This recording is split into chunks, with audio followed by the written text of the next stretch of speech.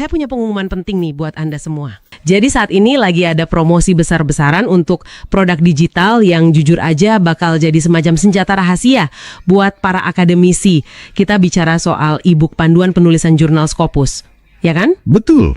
Termasuk juga panduan nembus jurnal Sinta 1-6, terus ada panduan penulisan buku referensi, dan banyak materi akademik lainnya. Tepat. Semua produk digital ini sangat relevan buat menyelamatkan karir Anda.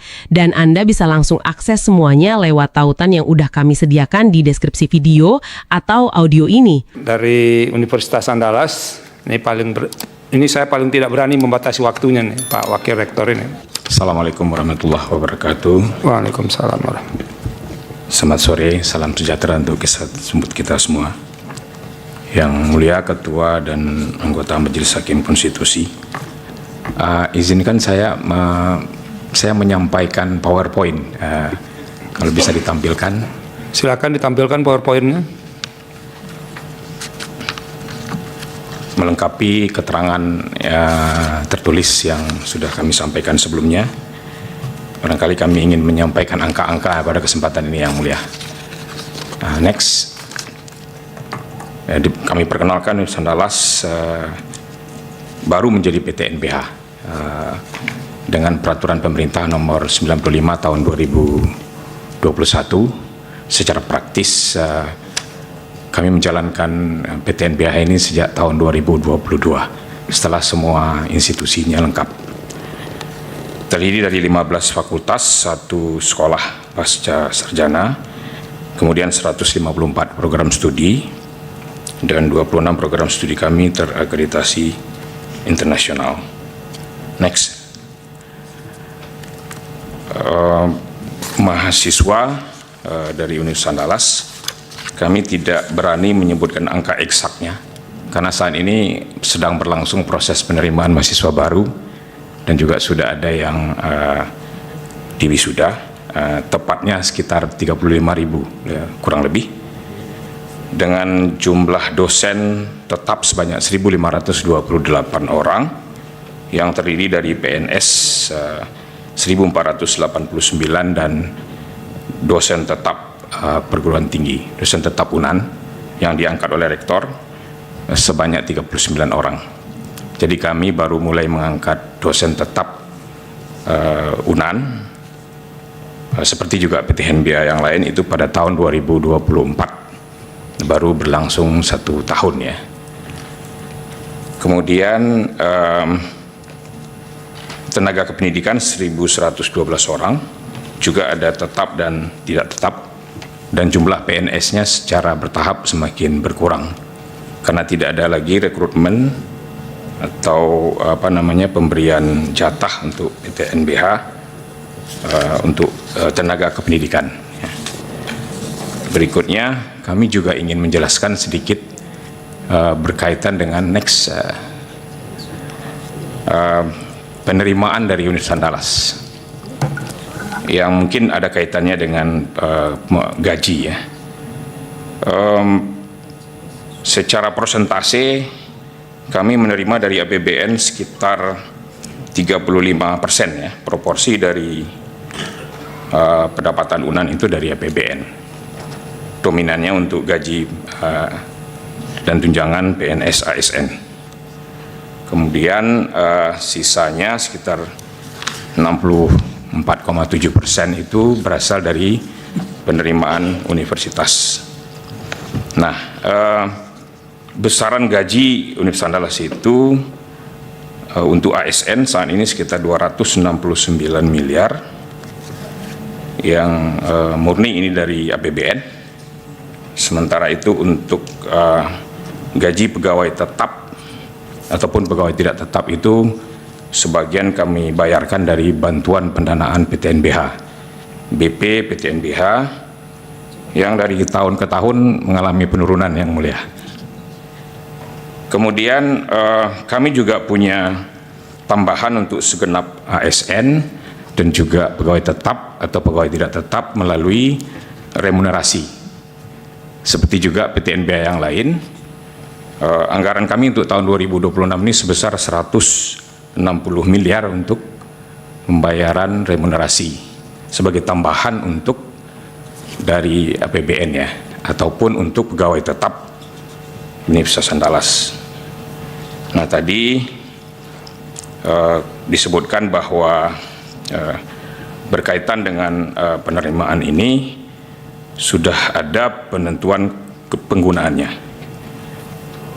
Kemudian next juga sedikit kami sampaikan juga, karena ada kesan bahwa perguruan tinggi itu ternyata memungut UKT itu SPP yang tinggi ya.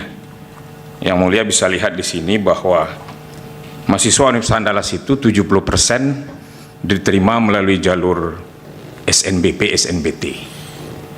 Nah, itu UKT-nya reguler, kami sebut jalur reguler ya. Juga ada jalur SIMA prestasi, yaitu sistem penerimaan mahasiswa melalui jalur prestasi di UNAN. Itu kami perlakukan sama dengan SNBP dan SNBT, di mana UKT-nya paling tinggi hanya tarif level 7 ya. Untuk sosial, humaniora, ekonomi, fakultas hukum, FISIP, dan FIB, itu UKT tertinggi hanya 3 juta, yang mulia. Jadi 70% mahasiswa S1 D3 kami itu UKT tertingginya untuk soshum hanya 3 juta. Itu sudah berlangsung sejak tahun 2010 hingga sekarang tidak ada perubahan. Sementara untuk UKT yang 30% mahasiswa kami, UKT melalui SIMA, kami sebut SIMA, itu variatif sekali.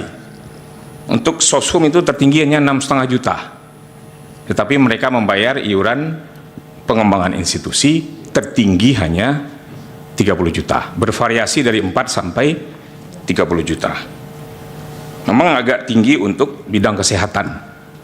Kami memang memungut iuran pengembangan institusi untuk bidang kesehatan, kedokteran khususnya, sebesar 100 juta. Kedokteran gigi sebesar 155 juta itu hanya sekali bayar. Maksudnya 1 kali selama kuliah. Nah, itu hanya untuk jalur SIMA. Sementara kalau mereka diterima melalui jalur SNBP dan SNBT, uang kuliah tertingginya hanya 12 juta, tidak membayar IP. Kemudian dari itulah kami kemudian menghasilkan pendapatan yang jumlahnya sekitar 400-an. 400 berapa juta tadi ada di data yang kami serahkan. Kemudian kami masuk kepada next pegawai, sistem kepegawaian Universitas Andalas. Dalam peraturan rektor nomor 22 tahun 2022, ini kita mengatur seperti juga PT HNBH yang lain, memiliki 2 rezim kepegawaian yang berjalan secara paralel. Ada ASN, ASN itu terdiri dari pegawai negeri sipil dan P3K. P3K kami itu ada di rumah sakit Universitas Andalas dan juga rumah sakit gigi dan mulut. Kemudian ada pegawai tetap dan pegawai tidak tetap Universitas Andalas yang diangkat oleh rektor. Nah, ini tadi yang kami sebut bahwa kami seperti juga PT HNBH yang lain memberlakukan pegawai tetap persis seperti PNS. Jadi ada gaji pokok, tunjangan fungsional, ikut juga menerima remunerasi, pay for position, and pay for performance. Next, nah mungkin kami ingin lanjut ke, ini mungkin tidak perlu kami jelaskan detail, lanjut ke take home pay, ini supaya kita meningkat waktu. Sebagai gambaran, ini data terakhir yang kami dapatkan dari keuangan, itu kami membuat perhitungan take home pay bulanan dosen, di mana dihitung dari semua yang diterima 1 tahun, kemudian kami bagi 12. Nah, untuk jabatan, untuk dosen saja ini, non jabatan fungsional yang belum punya jabatan fungsional, itu tercatat bahwa take home pay terendahnya adalah 5,4 juta per bulan. Tapi juga ada yang tertinggi, itu 9,9 juta. Rata-rata 7,2 juta. Ini catatannya adalah bagi mereka yang sudah 100% menjadi pegawai Universitas Andalas. Karena ASN atau PNS itu juga ada yang masih CPNS dan juga ada yang pegawai dosen tetap yang masih dalam status sebagai percobaan. Untuk asisten ahli itu yang terendah juta, yang tertinggi 23 juta, rata-rata 14,3. Untuk lektor terendah 11 juta, tertinggi 33 juta, rata-rata 20.900.000. Untuk lektor kepala 14 juta terendah, tertinggi 50 juta. Untuk guru besar itu 24,8 juta terendah, tertinggi 60,7 juta, rata-rata 41 juta. Nah, kita bisa lihat di sini komponen THP itu untuk dosen jabatan non jabatan fungsional yang terendah itu gaji pokok 1 tahun mereka terima 34 juta. Nah, ini rata-rata sekitar 2,8 juta per bulan. Tapi mereka juga terima THR dan gaji ke-13, termasuk juga pegawai tetap UNAN. Mereka kita berikan THR dan kita berikan gaji ke-13. Tunjangan melekat antara lain tunjangan fungsional dan berbagai tunjangan tambahan ya, sesuai dengan gaji.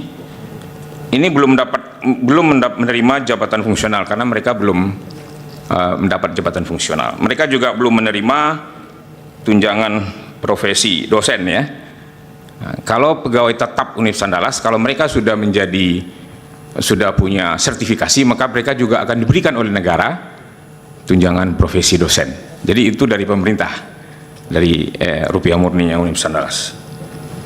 Mereka juga diberikan tunjangan kinerja atau remunerasi yang tadi kami sebutkan, pay for position dan pay for performance. P1 itu jumlahnya 40% dari total anggaran.